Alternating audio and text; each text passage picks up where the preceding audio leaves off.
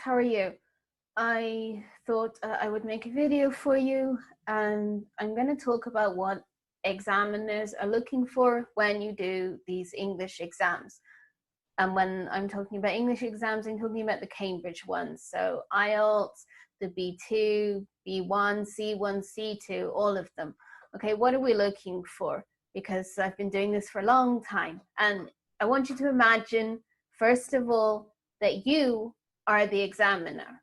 Okay, so imagine you are correcting an essay because, for example, in the first certificate, the part 1 is now an essay and it's always an essay. But it's the same question for everyone, everywhere, okay? And you have to correct thousands, maybe hundreds, okay? But a lot. And you're always seeing the same thing, the same mistakes over and over again to the same answer. So one thing that you can do is stand out. That means look different, be different, and use higher level vocabulary. Use expressions that are going to make the examiner think, oh, this guy knows what he's talking about. That is what we're looking for, okay? We want to be surprised. So I want you to practice using higher level expressions. Use conjunctions, okay? Let's talk about the part 1 of writing, okay? So it's an essay or a letter. Yeah, I can't think of other options. I think in the B1, it's definitely a letter. In the B2, it's an essay. The C1, I think it's an essay too in the part 1. And the C1, C2, I'm not sure about, but probably the same. Okay, so it's an essay. You need to use conjunctions. You need to use high-level vocabulary. You need to use high-level grammar. And you cannot use phrasal verbs in an essay.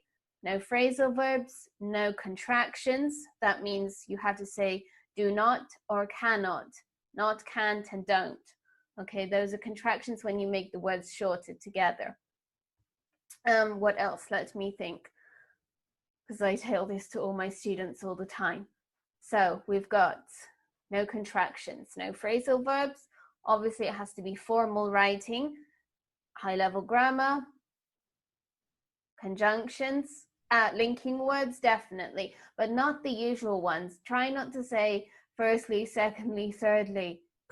Okay, please try to be more advanced. For example, first of all. On the other hand, one way of looking at this problem is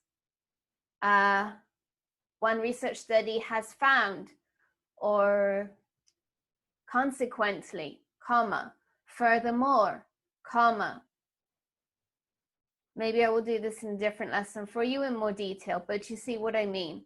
Okay, I want you to use more advanced language that shows you are better than everyone else and not the same. Okay, 90% of the exams are always the same mistakes, the same language, and the same kind of answer. You need to be in the 10% that the examiner notices, and that's going to make you stand out, and that's going to make you get a better mark. Obviously, you still have to answer the question, and that is actually an important point. Make sure you are answering the question, because many of times that I read papers, I see them are kind of answering, but not really clearly. You need to be very, very clear when you are answering the question, okay? If the examiner isn't sure that you've answered it, they're not going to care. And that's another thing, your handwriting.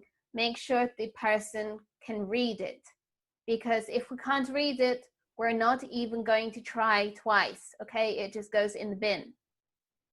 So it's really important that it's neat, that you've used all the things I've talked about in this video, and practice writing, okay? The part 1 is like a game. You just have to learn what the structure is, learn what you need to put into it, and then fill in the gaps with the information to answer the question. Okay? So go away, practice, and I hope that this helped you improve your writing. I know a lot of people struggle with the essay because there are many countries that don't teach you how to write essays. I had to write loads of essays at school, so I didn't have a choice. Okay, so I hope this helped you guys, and thank you for watching, and good luck. If you have any requests, let me know. See you.